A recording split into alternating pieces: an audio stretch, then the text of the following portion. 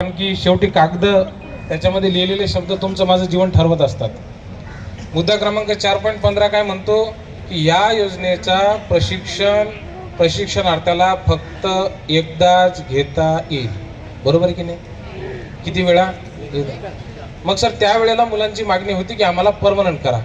मग मी त्यावेळेला पहिला व्हिडिओ टाकलो मुलांना की बा आपली ही जी मागणी आहे परमनंट करा ही चुकीची आहे. मग त्या व्हिडिओच्या खाली मला भरगच्च शिव्या आल्या. त्याच्यामागचं कारण सांगू का मुलांना? आपण जर म्हटलं की बा परमनंट करा, परंतु सरकार आपल्याला आयुष्यभर प्रशिक्षण देईल का? प्रशिक्षण करता करता परमनंट करेल का? प्रशिक्षण तर देणारच नाही ना. मग आता GRचा मुद्दा क्रमांक 4.5 आता मुद्दा क्रमांक 4.5 त्यांनी असं सांगितलं सर की सदरहू आस्थापनेला हा अधिकार आहे. जर आस्थापनेची इच्छा असली की विद्यार्थ्याने चांगलं काम केलेलं आहे तर त्यांना ते रुजू करतील. आता फक्त इथं बसलेल्या माझ्या सर्व बांधवांपैकी फक्त त्यांनी हात वर करा की जे सरकारी आस्थापनांमध्ये रुजू आहेत. हात वर करा. सरकारी आस्थापनांमध्ये, सरकारी आस्थापनांमध्ये. आता हात खाली करा. आता तुमच्यापैकी जे ITI धारक आहेत, ITI धारक असतील, पॉलिटेक्निक झालेला असेल किंवा इंजिनिअरिंगचा एखादा डिप्लोमा झालेला असेल, DMLTचा कोर्स झालेला असेल, जे सध्या 8,000 रुपये घेऊन राहिले DED बेड व्यतिरिक्त, परंतु ते खाजगी आस्थापनेमध्ये काम करत आहेत. खाजगी आस्थापनेमध्ये असे हात वर करा.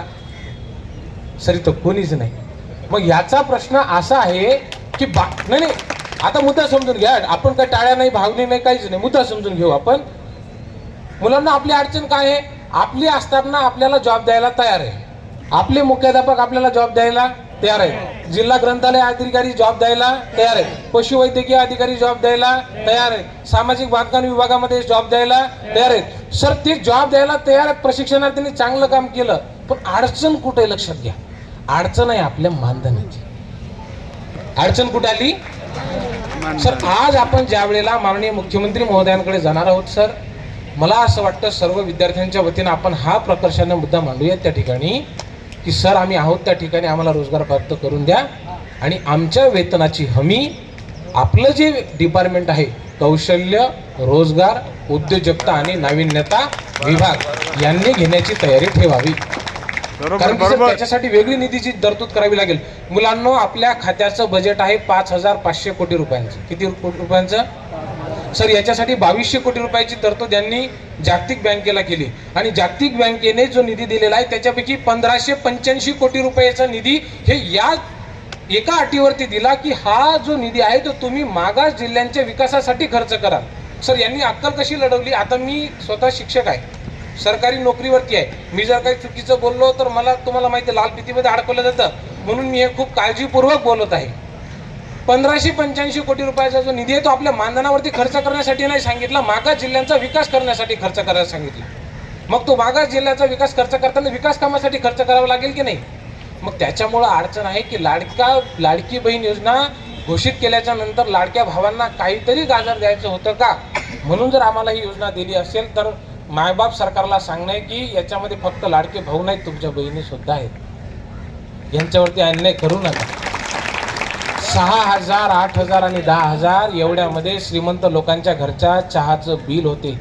श्रीमंताचं पोरग जर बारमध्ये प्यायला बसलं तर 20,000 रुपयाचं बिल करते.